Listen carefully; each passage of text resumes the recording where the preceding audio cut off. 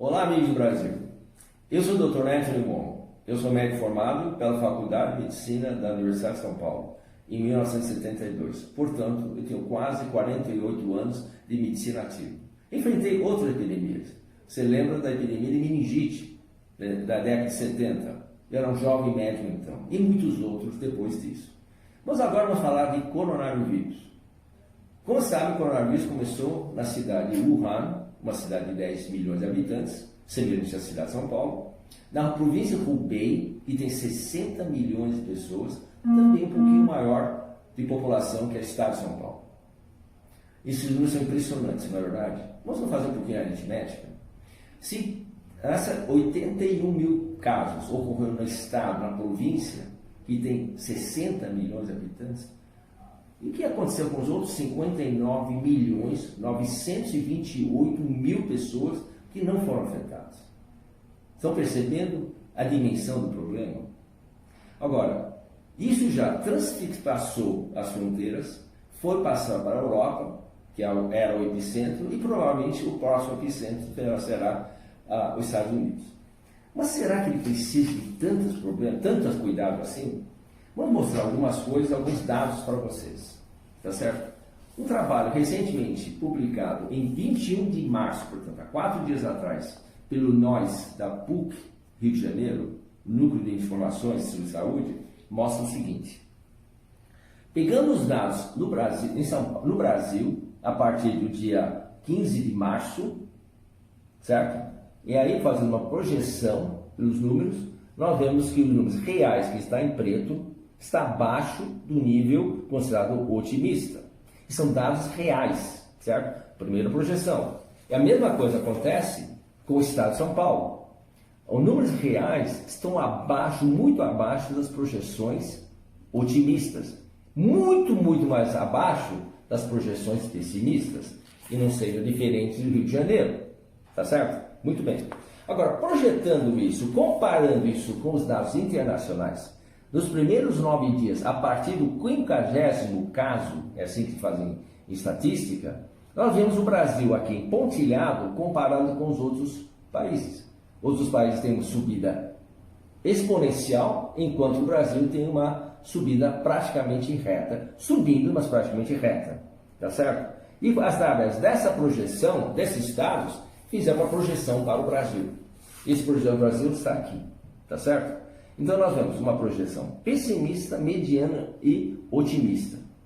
Ontem nós tivemos 2.201 casos. Ou seja, se você ver o que está aqui, 2.046. Ou seja, nós estamos realmente na projeção, certo? Mediana. E que acontece rapidamente para São Paulo e também para Rio de Janeiro. Tá claro? Muito bem. Mas por que isso? As nossas projeções diferentes das projeções pessimistas de alguns epidemiologistas brasileiros. Muito simples. Desde 1985, sabia que a família coronavírus detesta o calor. Eles não conseguem, certo, transmitir-se bem e proliferar nas épocas de temperaturas acima de 22 graus. E que eles multiplicam rapidamente a temperaturas baixas abaixo de 12 graus centígrados. Os números da Europa são justamente agora no inverno, onde essa temperatura é essa. Isso foi confirmado ontem por um trabalho publicado no MIT, prestigioso ensino, certo? Dizendo que clima quente freia a transmissão. Não bloqueia a transmissão, mas freia. Isso mostra por que o estado do Norte-Nordeste tem tão poucos casos e também, obviamente, muito mais na cidade de São Paulo e Rio de Janeiro, onde a densidade populacional é muito maior. Mas outra coisa muito importante. Um estudo em Wuhan de mais de 600 crianças mostrou que coronavírus não era causa importante do quadro resfriado. Feito em janeiro, mostrou que 12% das crianças com quadro gripal era por influenza A e B. E apenas 1,6% testaram positivos para coronavírus. Ou seja, 8 vezes menos. Isso explica por que nós não temos tantos casos de coronavírus como se apregoa, porque nós não temos isso aqui. Está produzido esse trabalho. Então, Thomas Friedman, que nós sabemos que é um prêmio Nobel de Economia, também começou a pesquisar isso. Entrevistou 3 renomados cientistas americanos. Um deles é John Ioannidis, da Universidade de Stanford, e que disse o seguinte: se essas taxas forem verdadeiras, para usar todo o mundo todo com implicações financeiras e sociais potencialmente tremendas, pode ser totalmente irracional. É como um elefante sendo atacado por um gato doméstico, frustrado e tentando fugir do gato, o elefante acidentalmente pula do penhasco e morre. Ele disse a mesma coisa, baseado no estudo feito, isso que a projeção de coronavírus era 0,125%, ou seja, 200% menos do que as projeções atuais. Ele também, Friedman também entrevistou o professor Stephen Wolf, da Universidade de Virgínia, professor médico, que diz o seguinte: o lockdown pode ser necessário para conter a transmissão comunitária, mas pode prejudicar a saúde de outras formas, custando vidas. Ele disse também que imagine o estresse e a doença mental que virá, e já está vindo, de termos fechado a economia, gerando desemprego em massa. Wolff também diz que a renda é uma das variáveis mais fortes a afetar a saúde e a longevidade. Os pobres e os idosos, que já sofrem gerações com taxas de mortalidade mais altas, serão os mais prejudicados e provavelmente os que receberão menos ajuda. E por fim, ele entrevistou o professor David Katz, da Universidade de Yale, médico de medicina preventiva, que diz o seguinte: em qualquer epidemia há 3 objetivos: salvar tantas vidas quanto possível, garantindo que o sistema de saúde não entre em colapso, e também garantir que no processo dos 2 primeiros objetivos não destruamos nossas economias e, como resultado, ainda mais vidas. Ele propôs o seguinte: em vez dessa estratégia de interdição horizontal, como apregoado no governo do estado de São Paulo e Rio de Janeiro, que na realidade estamos a encarar como um ato cirúrgico, ou seja, uma intervenção vertical. Uma intervenção vertical ou cirúrgica focaria em proteger e isolar os que correm maior risco de morrer ou sofrer danos a longo prazo, isto é, os idosos, pessoas com doenças crônicas e com baixa imunidade, e tratar o resto da sociedade basicamente da mesma forma que sempre lidamos com familiares como a gripe.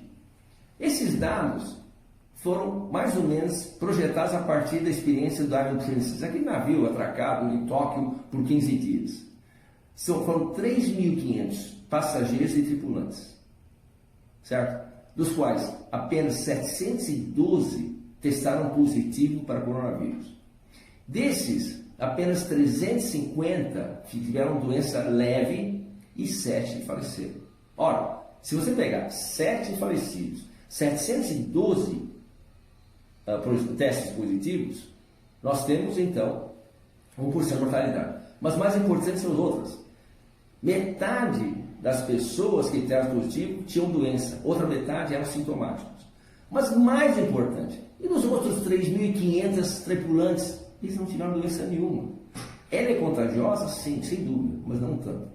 Um estudo feito pela Universidade de Harvard, na semana passada, uma discussão acadêmica, disse que um deles falava o seguinte: o isolamento, a quarentena, funciona em caso de epidemia, mas não para doenças com alta contagiosidade como o coronavírus. Porque com esse alto taxa de contágio, quando se institui o fechamento, a quarentena, uma boa parte da população já foi exposta e não faz sentido nenhum você fechar.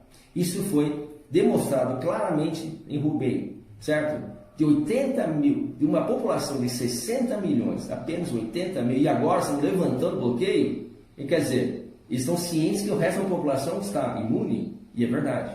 Um estudo mostrou, para cada pessoa testada positivo, certo? Mais que o dobro deles tinham anticorpos e nem jamais apresentavam sintomas. Então, esse imunidade em rebanho faz sentido em qualquer doença infecciosa. Ainda mais numa doença como o coronavírus Covid-19, cujos sintomas para a maioria da população é leve. 90% não tem nada mais com resfriado. 10% vão sofrer. Infelizmente, são os mais idosos. Então, como o professor Katz, em vez de fechar toda a população, prejudicando a nossa saúde mental e financeira, nós devemos cuidar sim da população de mais risco. Os idosos, os com doenças crônicas e as pessoas com imunodepressão. Esses precisam da nossa atenção. Então vamos focar todo esse dinheiro para isso. Vamos só chamar outra atenção. Morreram 41 pessoas, lamentavelmente. Você sabe que no Brasil morrem 120 pessoas por dia de acidente de trânsito? Que o dengue mata mais de 50 pessoas por dia? São doenças situações muito mais presentes, muito mais diárias do coronavírus, com sequelas muito mais graves. Além de 120 mortes, nós temos 500 mil pessoas que têm danos irreparáveis devido a acidentes de trânsito. Ele merece tanto ou mais atenção, porque é nosso dia a dia, tá certo? São doenças incuráveis, lesões acidentais são incuráveis. Coronavírus, depois de 3, 4 dias, a grande maioria de pessoas vai estar sem sintomas. Portanto, o que nós vamos fazer? Nós fazemos uma política diferente. Vamos deixar as pessoas trabalharem. Aliás, esse calor maravilhoso que nós temos esses dias, na realidade, é propício a não transmitir doenças. Estudo na Alemanha, onde está em diminuição, mostrou o seguinte: as pessoas confinadas tendem a aumentar a taxa de distribuição, aumento de infecção do coronavírus. Certo? Então, por quê? Porque uma pessoa está sendo contaminada, mas não infectada, ele leva para casa, está tudo fechado, e as outras 4 pessoas, 5 pessoas que não estavam contaminadas vão pegar porque estão num espaço fechado. No espaço aberto, não. Então, não faz o menor sentido fechar lojas, fechar escolas. O que nós devemos fazer é tomar atitudes preventivas. Entra na escola, aumenta o espaço de distanciamento das pessoas, ou seja, distanciamento social, mas não isolamento. Isolamento de qualquer pessoa, mormente, mais ainda dos velhos e idosos, é mais propício para doenças mentais e, aliás, fazer com que eles sofram de outras doenças, certo? Que podem prejudicá-los demais. Peço, aliás, suplico aos governantes desse país que tomem pé da verdadeira dimensão dessa doença. Ele não é tão grave como vocês estão pensando. As medidas que vocês tomaram de quarentena, de confinamento, tão drástica, tão draconiana, dará prejuízo muito maior, não apenas à economia, isso talvez será recuperado, mas principalmente a saúde das pessoas e principalmente a saúde dos idosos, que nós não podemos, certo, ter acesso às coisas básicas. Fechar as escolas, fechar lojas, não faz sentido. Faz isolamento social, mantenha as pessoas, ensine as pessoas a conviver, mas a uma distância segura, 2 metros. Tem no restaurante, coloca mesa sim, mesa não. Está na escola, aumenta a distância e assim por diante. As filas, peço para as pessoas ficarem um pouquinho distantes. É educação e não medidas draconianas, policialescos, que prejudicam todos, financeiramente, mentalmente e principalmente na aquisição de doenças.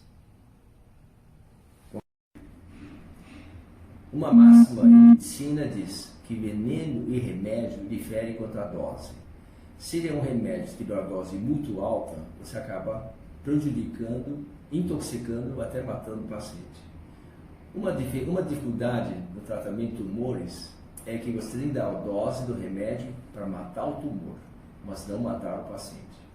Prudência e moderação são muito importantes nessa pandemia. Senhores dirigentes, a dose de remédio aqui está excessiva. Você poderá matar a população. Então, solicito a vocês a ter a posição de não levar ainda mais pânico à população.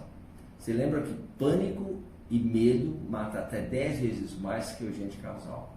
Então, esse é o momento de você tranquilizar a população, colocar a situação na realidade como ela merece e cada vez mais para que a nossa população possa recuperar disso com saúde e segurança.